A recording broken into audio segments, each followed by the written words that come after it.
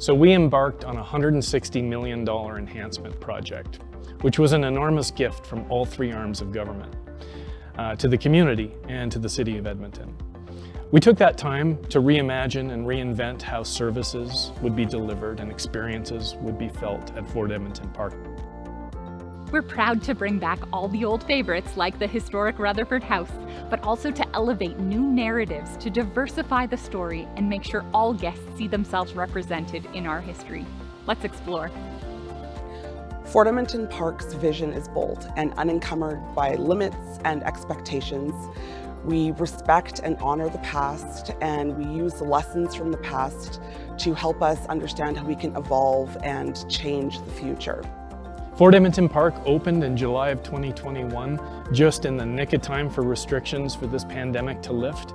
And people walked in being welcomed into a broad new front entry plaza that intuitively moved people into the park in a more efficient manner. It's been a great summer watching all the people are so happy to be back now that the park is open, all the excited children who couldn't wait to get inside. Some other things that are new include a midway that was 50% bigger, and the newest edition of our Indigenous story, which was pre-contact, essentially the decolonialization of Fort Edmonton Park.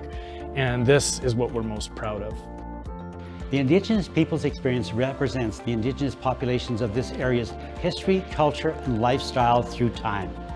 The overall theme of this facility is that we've always been here and we're still here. So please come in and join me.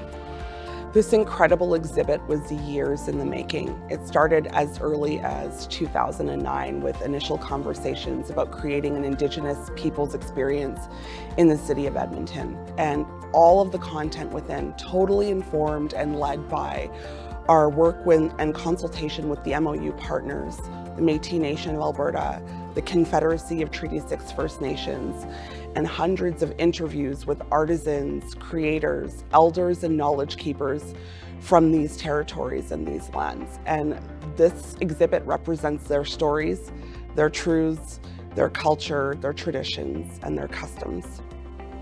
I think the biggest thing you're going to notice is how you experience Fort Edmonton Park. We've really raised the bar in how we deliver these services. And we are absolutely certain that guests coming back to Fort Edmonton Park will be thrilled with the new experience. FEMCo, also known as Fort Edmonton Management Company, is an operating corporation that oversees and manages public assets, but it does so in a unique way. Our strategy is to introduce non-core products to the market by creating unique events and experiences that are immersive, that aren't linked to the heritage programming. Dark is one of those great examples. It's our premier haunt attraction that we launch every fall, and our Indigenous Perspectives workshops are another really great example of non-core products that we're bringing to the Edmonton market. We introduce these products to the market and these relevant experiences so those who aren't already familiar with us find a connection. They find a way down here. They come down for something else, and that might turn them and convert them into customers next season. FEMCo has a North Star. We call it a North Star. It really means what mountain are we trying to climb as a corporation. And that North Star is to become the best cultural tourism attraction in Western Canada. Museums don't make money. And the way to sustainability in the museum industry is to find product that enriches your portfolio and effectively brings profit into the mix, putting less of a burden on the park patron to pay a higher price. That's the strategy in a nutshell. The future of FEMCo is to be an integrator of public assets and tourism operations in the community, in the region, and to lead that industry one day.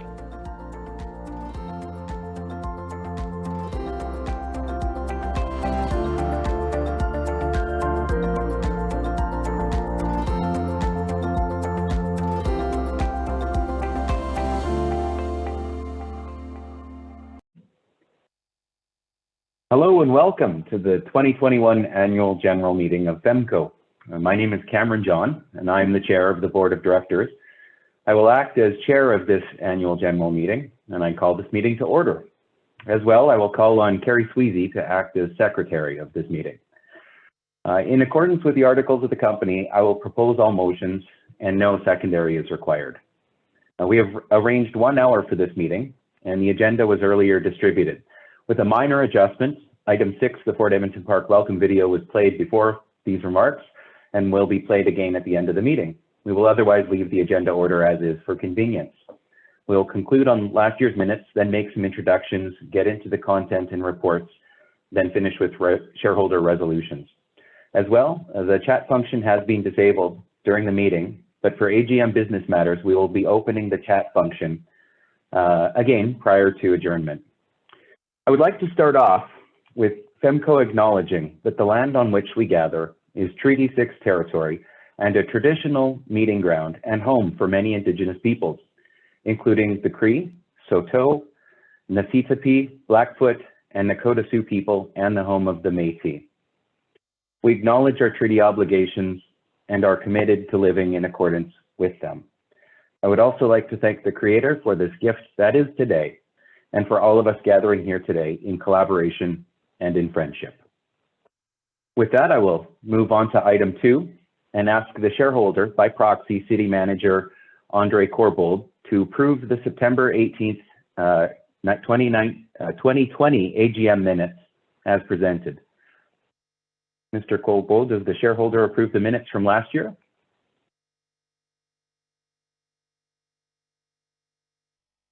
There we go. Yes, got permission. Yes, I approve, Cameron. Thank you. Now it gives me great pleasure to make several introductions, starting with introduction of the shareholder. Attending today as the shareholder by proxy is Andre Corbould, City Manager, who we just saw. Welcome today, Andre. And I would also like to welcome all other elected city councillors, city officials, and administration, and all other City of Edmonton representatives, colleagues, and City of Edmonton guests who are also in attendance. With that, I'll move on to item number 4. And it also gives me great pleasure to make introductions of the other presenters and participants at today's AGM, including from FEMCo, presenting along with me today, is Darren Dalgleish, President and CEO, Stuart Crosley, Vice President of Finance, Carrie Sweezy, Board Secretary, and from Pennock Atchison, Nielsen Delvaney, we have Bruce Pennock. I would also like to welcome and acknowledge the attending members of FEMCo's board and FEMCo's management team, as well as other FEMCo colleagues and Fort Edmonton Park staff and volunteers. As well, I welcome all other guests and attendees, including members of the Fort Edmonton Foundation and all our partners. Thank you for making it today to FEMCo's 2020 Annual General Meeting. And with that, I'll move on to item number 5, greetings from the city. I'll ask Andre to share some welcome remarks. Over to you, Andre. Great. Thank you very much, Cameron, and thank you for your efforts and leadership as the board chair over this very busy last year for FEMCo. This is my first time attending this AGM as the shareholders representative, and I'm glad to be here with you today. I'm pleased to be joined, I understand, by Councillor Tim Cartmel, who is Council's representative on your board, Roger Jevney, who is the administration's representative on the board, and Rob Smythe, our Deputy City Manager of Citizen Services. And I would also welcome, I can't see them, but there may be other councillors who have joined today. I would welcome them as well. I want to begin by congratulating the team on nearing final completion of construction projects and on the reopening of the park to the public this summer. I understand the construction projects took significant collaboration between the city and FEMCo, which is important in these types of partnerships. A real special thank you and congratulations on opening the Indigenous Peoples Experience exhibit. It has been so well received, and it is an important step on our path of reconciliation. And thanks for allowing potentially the use of that facility for city staff on September 30th, which we have marked as a paid day of leave, and more importantly, as a commitment and a focus on truth and reconciliation, and of course, subject to COVID conditions. Managing through COVID has presented you with many financial and operational challenges, and in those, I join you. It's hard work, but your creativity, your hard work to get to the point is very much appreciated. I know that there is ongoing work also with the city administration, the Fort Edmonton Foundation, and FEMCo on how we work together for the betterment of Fort Edmonton Park and in service of our community. And again, I'm very pleased to see that work continuing. So I would just like to close by saying thank you so much to all of the board members for your service, particularly in these very challenging times. I wish you the best of luck in the upcoming DARK event and thank you again. And again, thanks for the opportunity, and back to you, Cameron. Thank you, Andre. As mentioned, item 6 is slightly amended. The video was played before the opening remarks and will be played again at the end of today's meeting. And so with that, I'll move on to item number 7, a general report to the shareholder. And as I begin with my part of the general report, noting that FEMCo is primarily in the business of serving Edmontonians through operating Fort Edmonton Park, our aim is to unlock the park's full potential as a thriving cultural asset to make Edmonton a more livable, vibrant, and culturally rich city. The clear strategic objective of becoming one of Canada's premier heritage cultural attractions guides our actions.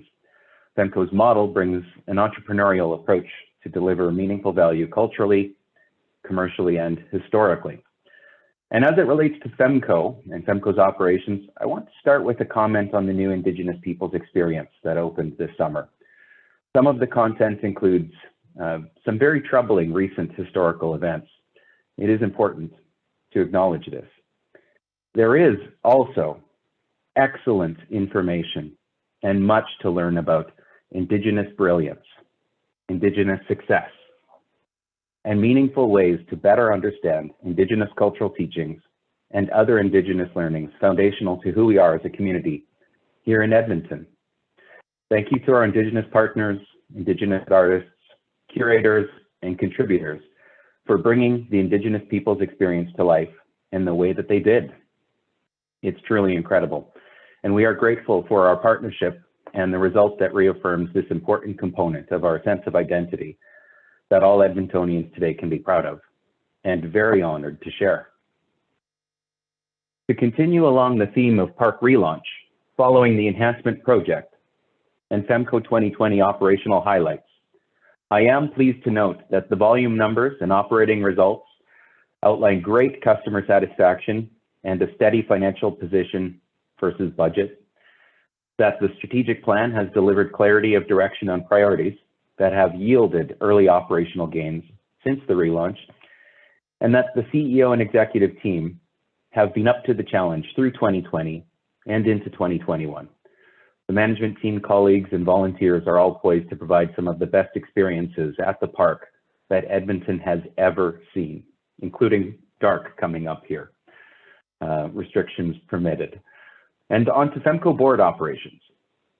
There is a near full board roster, so there is excellent continuity through the dynamic environment in cultural venue attractions and through the enhancement project and park relaunch. As well, the board's governance framework is in place and serving very well our core functions in strategy, overseeing the park's assets, and in monitoring. And I'm very pleased to report we have active and engaged board committees conducting much work. As it relates to FEMCo's financial position, there was a break-even operating position for the fiscal year ending December 31st, 2020, 7 months before the relaunch. And the upcoming fiscal 2021 year has trended favorably on a very aggressive relaunch budget and successful above-budget summer. As well, through the challenging year that 2020 was, and into the present time, liquidity was protected through the enormous efforts and success of management and their teams on provincial government grants, funds from commercial venturing, commercial partnering, federal government wage subsidies, expense management, and Lean Six Sigma initiatives. I'd like to commend the team. On to FEMCo's management agreement with the city. The current agreement is refreshed and renewed annually.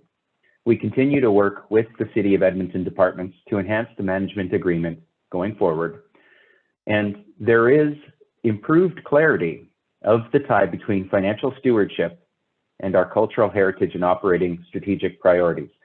This alignment is important to the management team yielding results.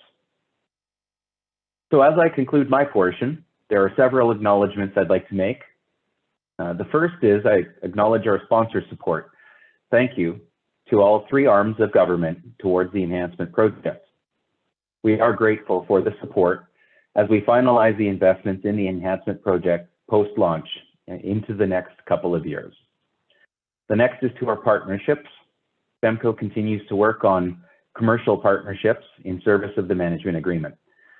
There are collaborative efforts with many partners in fundraising and social enterprise endeavors that continue to grow.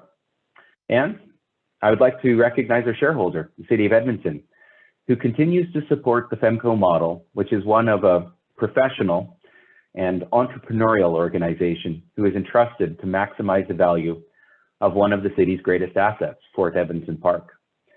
And it ensures that with our clear strategy, we are successfully carrying out by executing on the objectives by an enterprise, which is value creation oriented. And as a business person, I continue to be impressed with the city's approach to creating value for Edmontonians on this incredible gem in the River Valley. So with that, I would like to introduce FEMCo's CEO, Darren Dalgleish, to provide his general report at this year's AGM. Over to you, Darren.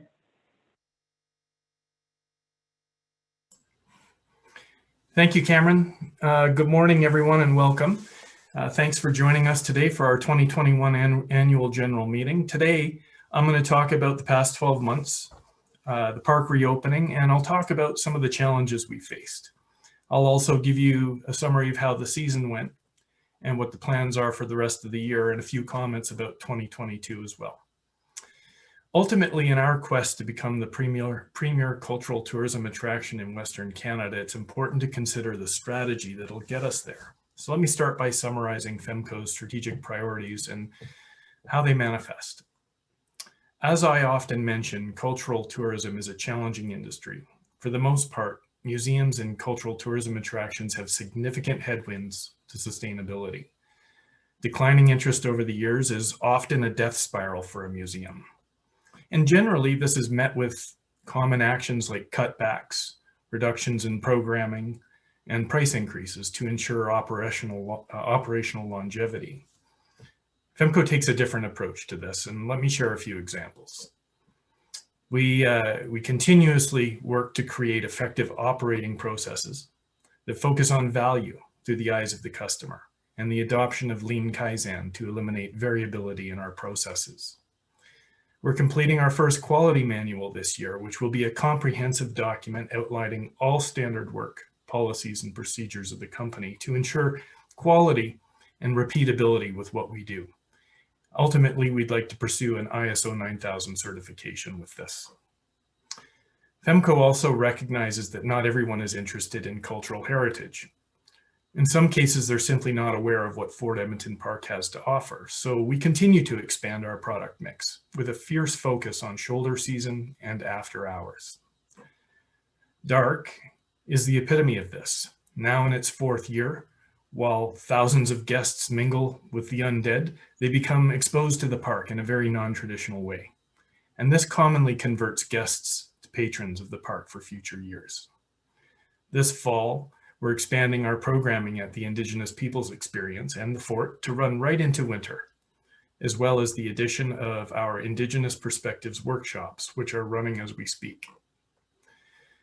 This is all important progress for us towards a 12-month per year operation, with offerings to satisfy multiple markets, including culinary, winter programming, evening events, and a strong focus on private and special events.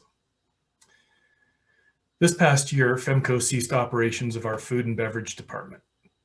We partnered with a local caterer, Acapella. Our goal here is to increase food quality, increase capacity, and provide a far superior culinary experience for our guests.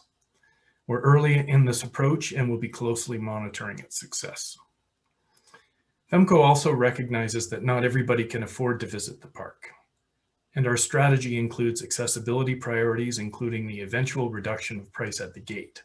And this will come as the financial performance continues to improve and our non-core product carries more of the financial load for us. We'll also be supporting the Fort Edmonton Cares program that is aimed at providing access to the park for folks with limited resources. The Fort Edmonton Foundation will be unveiling this program in 2022. Now, with the recoveries of hundreds of Indigenous children at residential schools this past year, FEMCo is acutely aware of the cultural relevance of Fort Edmonton Park. And we continue to work closely with our Indigenous partners, guided by the MOUs we have with the Confederacy of Treaty 6 First Nations and the Métis Nation of Alberta. I'd like to recognize past Grand Chief Billy Morin and current Grand Chief Vernon Watchmaker, as well as the M&A President Audrey Poitras, for their guidance and their support over the past several years. 4 years ago, we could never have imagined, when the design for the IPE was just getting started, just how relevant this facility would be for Canada. And we're truly honored to have led this initiative and to have been entrusted with the stewardship of this world-class facility. It's our hope that our work will be integral in the cultural fabric of the community and inspire a more genuine ownership of Edmonton's storied history. FEMCo's challenges weren't limited to issues surrounding the pandemic this year and a half. The pandemic, along with the closure of the park for 2 years, took its toll on our cash flow. This had a compound effect because there were advanced costs necessary to get the park ready for opening. With a $1.68 million loan from the City of Edmonton, along with many other mitigating measures over the year like workforce reduction, we were able to prepare, hire, and train in advance of our opening on July 1st, which was 6 weeks later than our typical opening. And so just a shout out and a sincere thank you to the City of Edmonton. Opening the park with 50% increase in scope required looking at our operating model differently too. This year we integrated our award-winning group of volunteers with world-class interpretive team to deal with an increase in resources needed. And this worked very well. It's our plan to carry this model forward into future years. The improved park flow, along with the new infrastructure, have dramatically improved the accessibility of most of our assets as well. And the over $70 million infrastructure investment by the City of Edmonton included upgraded utilities, Wi-Fi, streetcar catenary, roads, and walkways. These improvements are essential, and they prepare us for the next generation of museum experience, which will include heavy digital content delivery. We also focused on our people this past year and our connections, training, process development. We maintained all employees' weekly meetings to keep everyone informed and encourage dialogue. And this had a very positive effect on our employee satisfaction and engagement. I believe we came through likely one of the most challenging times in history, closer as a team, better connected, and with everyone more intimate with the business. Also, during this time, Fort Edmonton Park underwent a rebranding process, opened in July with a brand new identity. This represented the new direction of the park where patrons can come, play, explore, and choose their own soft adventure. Now our focus turns to fall programming, dark, and our Indigenous Perspectives workshops. We'll continue to look at ways to develop new products, utilizing the Midway, and other opportunities to leverage the other park facilities. Today, we have a good cash position, a much improved financial performance, a better operating process, and this positions us for significant growth with confidence. In 2022, we'll build on the successes of this year with a range of new offerings, improved processes, higher quality, and consistent delivery, and of course, further development of our team. We'll stay nimble and vigilant to adapt to the unpredictability of the pandemic and the associated health measures, and I look forward to updating all of you next year, hopefully in person. Thank you very much, and at this point, I'd like to turn it over to my VP of Finance and Administration, Stuart Crosley. Thank you, Darren. Good afternoon. I'm Stuart Crosley, the Vice President of Finance and Administration for Fort Edmonton Management Company. 2020 was a challenging year for FEMCo due to the enhancement project construction at Fort Edmonton Park. Then in March of 2020, the pandemic put a cease to all commercial activity in the park. Private events were delayed to future dates, and if clients wished, their events were canceled and refunds for deposits made were issued upon request. A strict program of cash management was put in place to preserve cash during the period March to December 2020 that included close monitoring of FEMCo's cash position and reporting monthly to our finance committee. Only strategic purchases were made during this period. To raise cash, FEMCo developed a contingency plan to list, track changes, monitor progress for grant and sponsorship opportunities, and catalog government programs such as loans and subsidies. By using FEMCo's independent corporate status, cash was raised by means not available to the City of Edmonton. For the first time, the 2020 audit was completed virtually with our auditor, Pennick, Atchison, Nielsen, and Devaney. Further improvements in internal controls were made in 2020, and as an example, all human resource files are complete with all necessary documentation and are executed by the appropriate parties. These improvements were identified in the audit. In terms of financial performance, FEMCo finished 2020 strongly favorable to its budget. As a means to further improve the finance process, FEMCo is researching and implementing digital technologies and paperless document storage to improve efficiency and accuracy. To conclude, FEMCo, through careful cash management, cost structure improvements, expense mitigation, and the help from the City of Edmonton's loan, FEMCo was able to enter 2021 with strong cash reserves and financially perform favorable to the 2020 budget. Thank you. Back to you, Darren. I have no additional comments. Stuart, thank you very much. And I'll hand it back to Mr. Chair, Cameron John. Thanks, Darren, and thanks, Stuart. With that, we'll move on to item number 8 in the agenda, audited financial statements for the year ended December 2020. The shareholder has acknowledged receipt, review, and acceptance of the audited financial statements of Fort Edmonton Park. For comments on the audit, I understand Bruce Pennick, the lead audit partner from Pennick, Atchison, Nielsen, Devaney, is in attendance and may be making a few comments. Thank you, Mr. Chairman.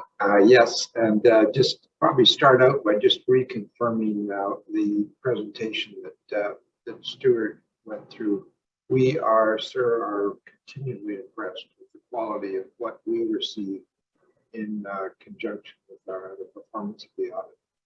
We completed the audit way back in February 9th, 21, and it's an unqualified report, which means to those that might not be familiar with it, that there were no issues as a result of the audit, and we issued an unqualified audit report.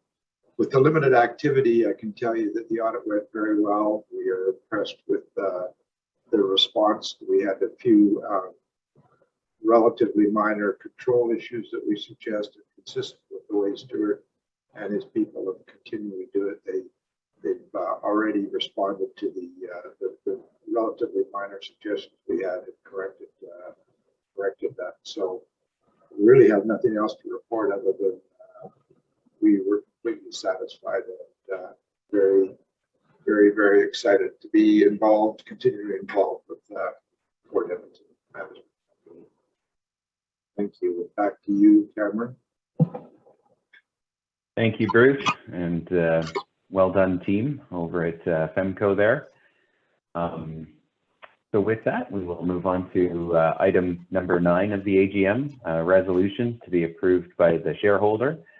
The recitals and resolutions were previously shared with the shareholder by proxy, Andre Corbould. I will read the resolutions and then turn it over to Andre for consent. Beginning with resolution number 1, number of directors to constitute the board, recited as, now therefore be it resolved that the number of directors to constitute the board shall be fixed at 13 until the end of the next annual general meeting after September 30th, 2022. Andre, does the shareholder consent to resolution number 1?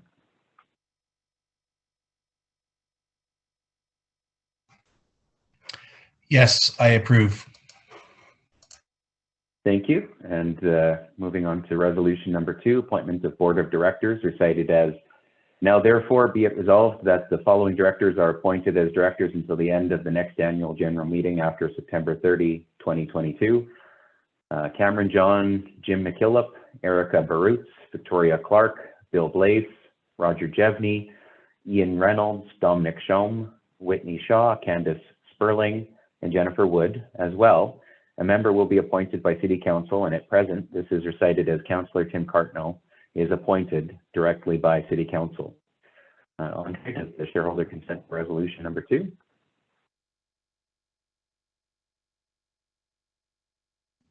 Yes, approved.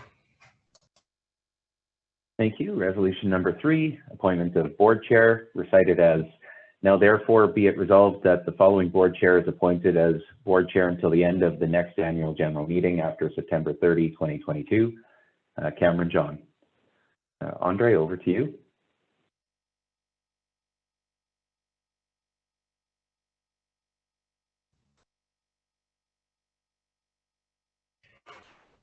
Yes, approved. Thank you. And the final resolution, number 4, appointment of board auditor, recited as, now therefore be it resolved that the following auditor is appointed as auditor until the end of the next annual general meeting after September 30, 2022.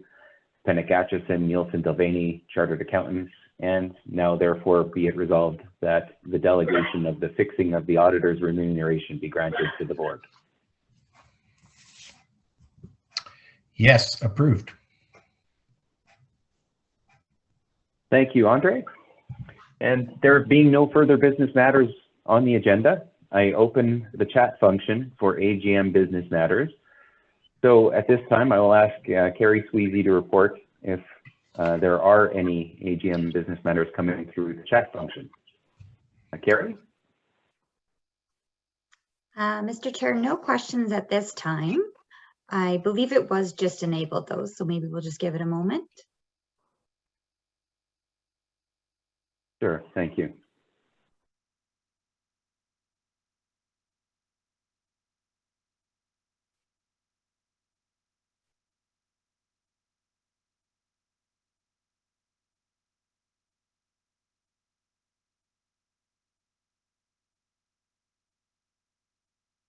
All right, thanks, Carrie. Is there anything coming through? Nothing coming through on the chat. All right, thanks. So there being no additional matters, we will conclude.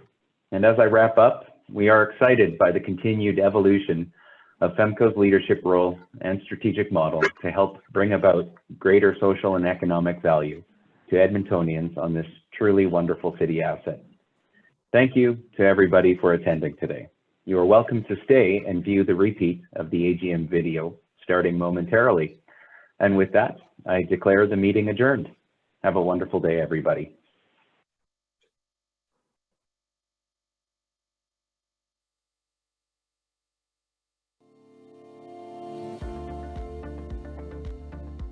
So we embarked on a $160 million enhancement project, which was an enormous gift from all 3 arms of government, to the community and to the City of Edmonton. We took that time to reimagine and reinvent how services would be delivered and experiences would be felt at Fort Edmonton Park. We're proud to bring back all the old favorites like the historic Rutherford House, but also to elevate new narratives to diversify the story and make sure all guests see themselves represented in our history. Let's explore. Fort Edmonton Park's vision is bold and unencumbered by limits and expectations. We respect and honor the past, and we use the lessons from the past to help us understand how we can evolve and change the future. Fort Edmonton Park opened in July of 2021, just in the nick of time for restrictions for this pandemic to lift. And people walked in being welcomed into a broad new front entry plaza that intuitively moved people into the park in a more efficient manner. It's been a great summer watching all the people are so happy to be back now that the park is open, all the excited children who couldn't wait to get inside. Some other things that are new include a midway that was 50% bigger, and the newest edition of our Indigenous story, which was pre-contact. Essentially the decolonialization of Fort Edmonton Park. And this is what we're most proud of. The Indigenous people's experience represents the Indigenous populations of this area's history, culture, and lifestyle through time. The overall theme of this facility is that we've always been here and we're still here. So please come in and join me. This incredible exhibit was years in the making. It started as early as 2009 with initial conversations about creating an Indigenous people's experience in the city of Edmonton. And all of the content within totally informed and led by our work with and consultation with the MOU partners, the Métis Nation of Alberta, the Confederacy of Treaty 6 First Nations, and hundreds of interviews with artisans, creators, elders, and knowledge keepers from these territories and these lands. And this exhibit represents their stories, their truths, their culture, their traditions, and their customs. I think the biggest thing you're going to notice is how you experience Fort Edmonton Park. We've really raised the bar in how we deliver these services. And we are absolutely certain that guests coming back to Fort Edmonton Park will be thrilled with the new experience. FEMCo, also known as Fort Edmonton Management Company, is an operating corporation that oversees and manages public assets, but it does so in a unique way. Our strategy is to introduce non-core products to the market by creating unique events and experiences that are immersive, that aren't linked to the heritage programming. Dark is one of those great examples. It's our premier haunt attraction that we launch every fall, and our Indigenous Perspectives workshops are another really great example of non-core products that we're bringing to the Edmonton market. We introduce these products to the market and these relevant experiences so those who aren't already familiar with us find a connection. They find a way down here. They come down for something else, and that might turn them and convert them into customers next season. FEMCo has a North Star. We call it a North Star. It really means what mountain are we trying to climb as a corporation. And that North Star is to become the best cultural tourism attraction in Western Canada. Museums don't make money. And the way to sustainability in the museum industry is to find product that enriches your portfolio and effectively brings profit into the mix, putting less of a burden on the park patron to pay a higher price. That's the strategy in a nutshell. The future of FEMCo is to be an integrator of public assets and tourism operations in the community, in the region, and to lead that industry one day.